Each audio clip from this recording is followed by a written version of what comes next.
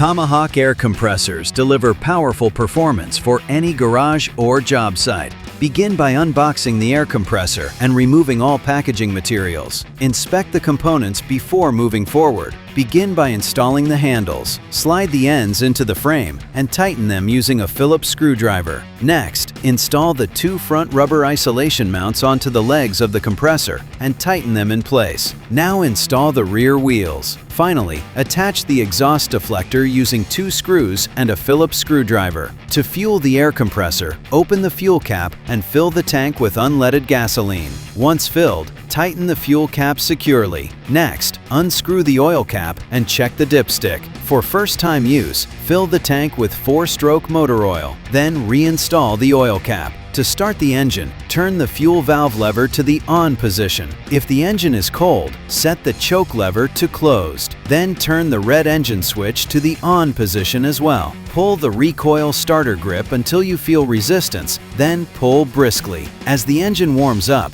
gradually open the choke. Once your compressor is running, let it build pressure before connecting tools. For more tips and tricks on how to get the most out of your Tomahawk products, click subscribe today.